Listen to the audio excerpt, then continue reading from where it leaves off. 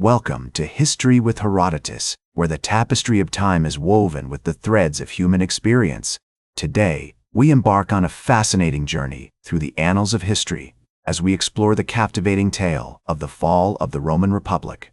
This pivotal moment in human history, marked by the demise of a venerable system of governance and the rise of an imperial dynasty, has left an indelible mark on the course of Western civilization. The Roman Republic, born from the ashes of a monarchic system, was founded on the principles of liberty, justice, and the rule of law, with power vested in the hands of the people through their elected representatives.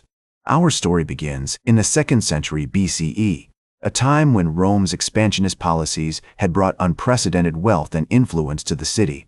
The spoils of war, garnered from conquests in Italy, Spain, and North Africa, had transformed Rome into a cosmopolitan metropolis, attracting scholars, philosophers, and merchants from all corners of the Mediterranean world. However, this era of prosperity also sowed the seeds of discontent among the Roman populace, as the growing wealth gap between the aristocracy and the common people created an undercurrent of social unrest.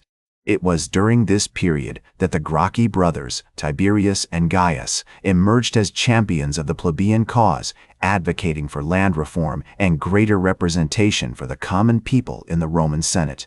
As we navigate the complex web of alliances and rivalries that define Roman politics during this era, we find ourselves in the midst of a brewing storm, with powerful figures like Marius, Sulla, and Pompey vying for control of the Roman state.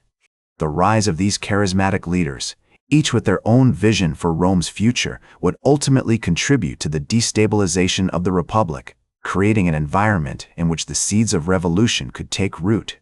A member of the Julian clan, Caesar was a cunning politician and brilliant military strategist who had already made a name for himself through his campaigns in Gaul and his election as Pontifex Maximus, the chief priest of Rome.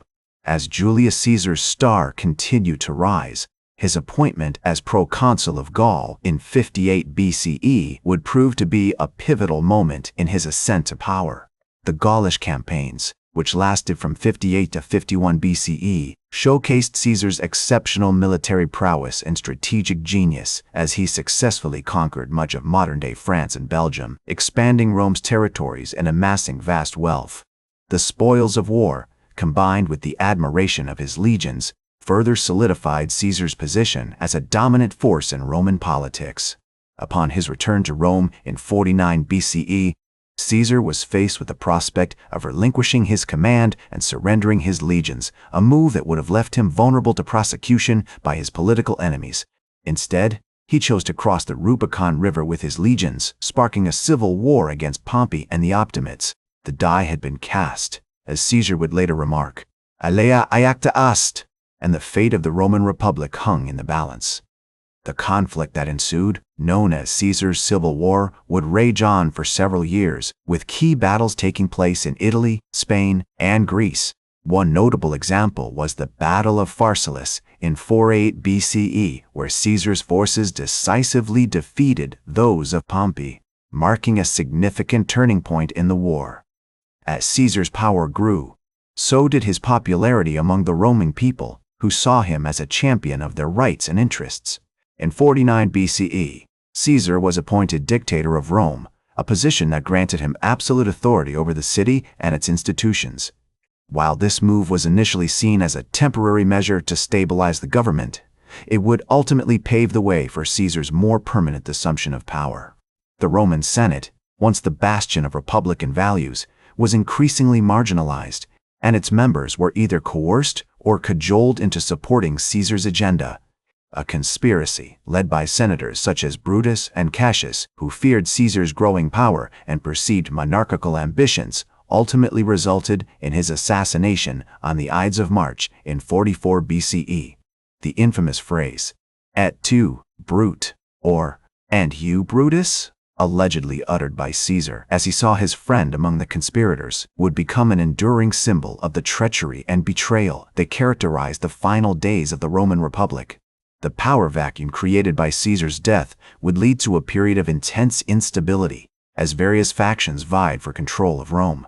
The Second Triumvirate, formed in 43 BCE, brought together Caesar's adopted son Octavian, Mark Antony, and Marcus Lepidus in an uneasy alliance that would ultimately prove short-lived.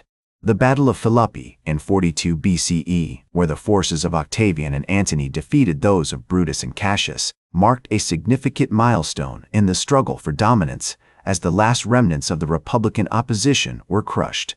As the dust settled after the Battle of Philippi, Octavian and Antony emerged as the dominant forces in Rome, with Lepidus gradually fading into the background.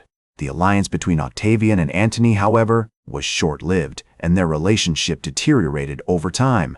The turning point came when Antony allied himself with Cleopatra, the Queen of Egypt, and Octavian seized upon this as an opportunity to portray Antony as a traitor who had abandoned Roman values for Egyptian luxury. The eventual clash between Octavian and Antony culminated in the Battle of Actium in 31 BCE, where Octavian's forces decisively defeated those of Antony and Cleopatra. The following year, Octavian invaded Egypt, and both Antony and Cleopatra took their own lives rather than face capture. With his victory, Octavian became the undisputed master of Rome, marking the end of the Roman Republic and the beginning of the Roman Empire. Octavian, now known as Augustus, would go on to rule Rome for over 4 decades, establishing a system of government that would endure for centuries. As the first emperor of Rome, Augustus worked tirelessly to restore stability and peace after years of civil war, earning him the admiration and reverence of the Roman people. His reign, often referred to as the Pax Romana, or Roman peace, was characterized by a period of relative tranquility and prosperity, during which the arts, commerce, and infrastructure flourished. The fall of the Roman Republic had far-reaching consequences, shaping the course of Western civilization in profound ways. As the Roman historian Tacitus once observed, the Roman Empire was a system that was wonderful to contemplate, but under which it was horrible to live.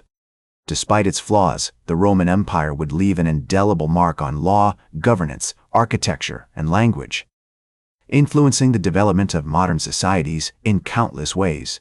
Today, the fall of the Roman Republic is remembered as a pivotal moment in history, one that marked the transition from a system of republican governance to imperial autocracy. The legacy of this period continues to fascinate scholars and historians who study the intricacies of Roman politics, society, and culture with great interest.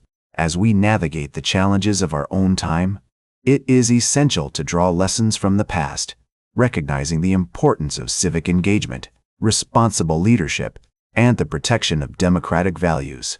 That's all for today's History with Herodotus. Remember to like, share, and subscribe. And until next time, remember that, to understand the present, we must first understand the past.